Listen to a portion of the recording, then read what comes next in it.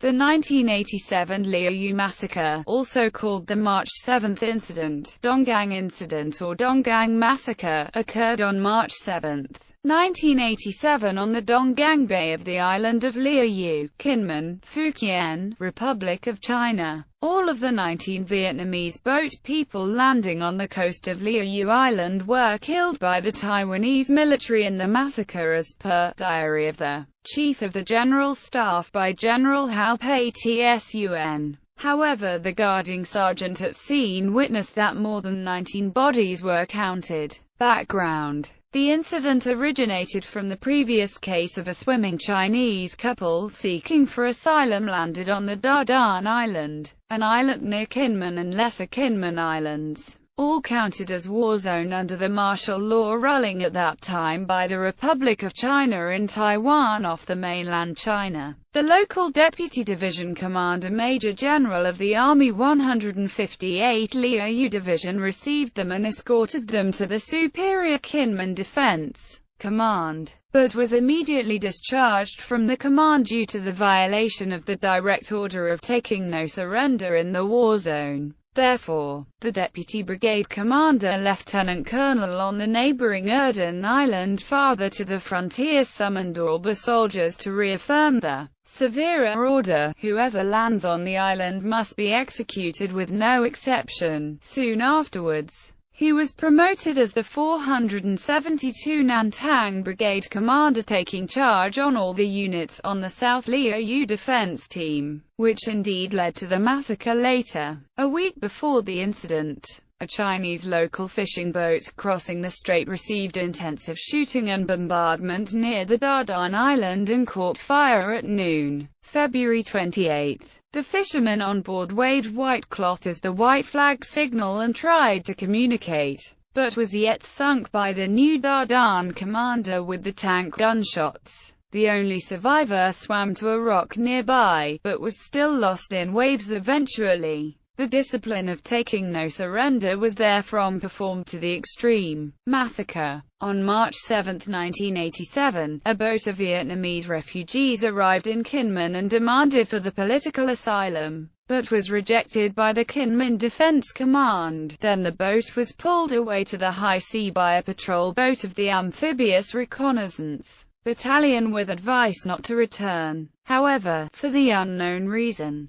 the intelligence about this boat existence was never passed over to the front line of the coastal defense units on the Lieyu Island. Under the heavy fog in the later afternoon, this fishing boat, unknown to the local units, was sighted off the shore of Lieyu at 16:37. Both the 472 Brigade Commander and the local 1st Dashanding Infantry Battalion Commander arrived at scene to take charge. Warning and expelling shots were fired by the Taiwanese military. However, the floating boat managed to land on the beach southwest to Donggang and was hit by crossfire, and 2 bazooka shots by the WPN Company in reinforcement. Therefore, 3 males jumped off from the fishing boat and tried to communicate in Chinese but were shot dead. The local 3rd Company commander at site received the order from the brigade commander to lead a team searching aboard, and 2 hand grenades were thrown in, but then found that all the passengers were Vietnamese refugees with no weapon. The vessel had got stuck by the mechanical failure and further disorientated in the fog, till being pushed by the southern current and waves into the bay, which explained why the boat kept floating straight forward and could not take the evasion maneuver to make a turn or leave. All of the survivors and bodies of the dead were taken out of the boat and placed on the beach with neither first aid nor any life support supply rendered, followed by intense telecommunication among the Division HQ, Brigade HQ and the commanders at scene, which quickly came to the conclusion in more execution to eliminate all the eyewitnesses. Some received multiple shots when one bullet did not kill. Among the bodies piled the seniors, women, children, a pregnant woman and a baby in a tiny sweater. The next day, the medical platoon of the battalion HQ company was ordered to bury all the boat people on site.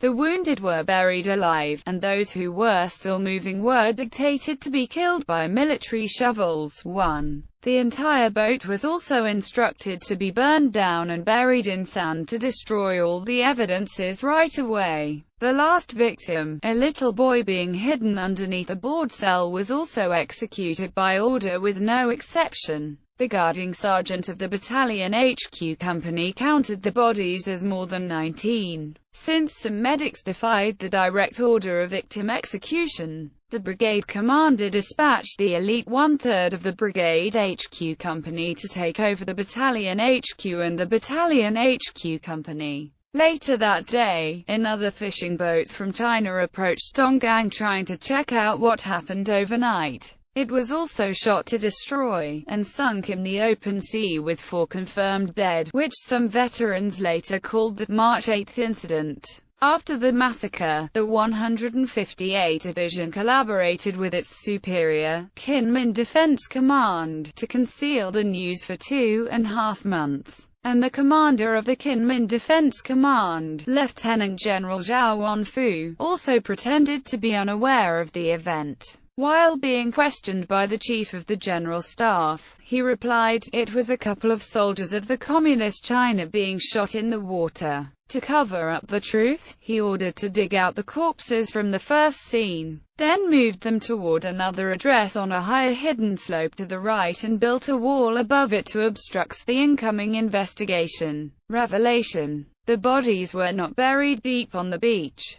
soaked in seawater and under high temperature. The bodies soon began to decompose and were dug out by wild dogs from the landfill on the backside of the Western Hill. Accounts of ghost sightings prompted villagers to hold religious ceremonies, making it all the more difficult to block the news. In early May 1987, media in Hong Kong first began to report the massacre. Informed by the Overseas Office, higher officials questioned the Jīnmén Defense Command but got no response. Instead, the command swapped this Coast Defense Battalion from the front line with another reserve battalion in the training base in order to strengthen the personnel control and communication restriction to prevent further leaking news. Twice of extra bonus cash summing up to half a month of a captain's salary were also awarded to the company commanders abnormally on the eve of Dragon Boat Festival.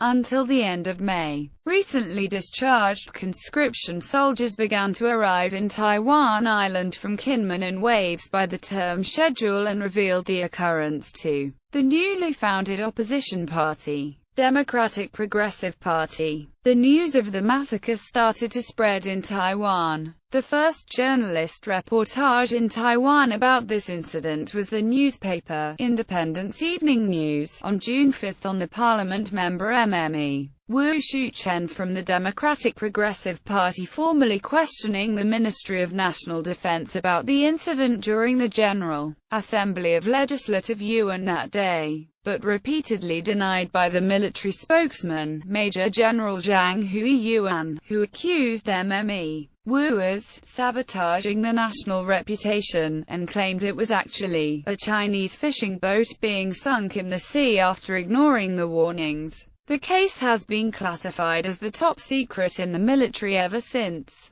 Hence the government never revealed the truth regarding the identity and the number of the victims and what happened exactly. The official cover-up story applied to the public for another 13 years, until being uncovered by the publication of Diary of the Chief of the General Staff by General Hao Pei Tsun in 2000. The government of the Republic of China has made no comment thereafter. Aftermath. After the scandal exposed, the president of Taiwan, Rock Chiang Kuo, received a letter from the Amnesty International expressing the humanity concern, and assigned the chief of the General Staff, General Hao Pei Tsun, to investigate this case. A special envoy of the Political Warfare Bureau was dispatched to Kinmen and found the case true. All the commanders and the corresponding political officers on the chain of command, including Jīnmén Defense Command, 158 Lieyu Division,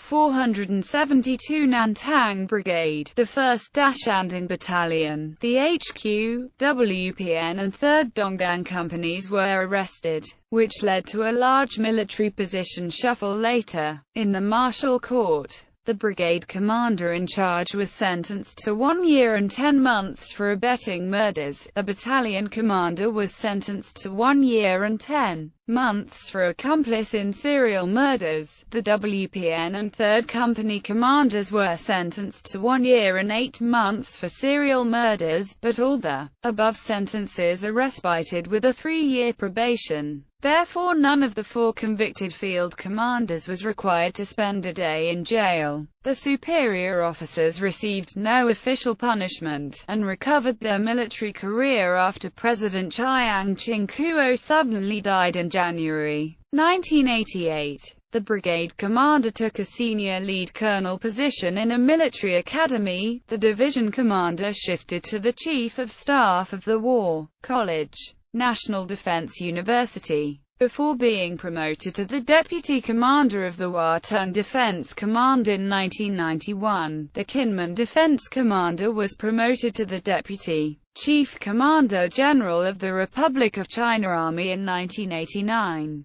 and further the deputy chief of the General Staff of the Republic of China Armed Forces in 1991, then appointed with honors as a strategy advisor to the President of the Republic of China, and a reviewer member of the Central Committee of the ruling party, Kuomintang.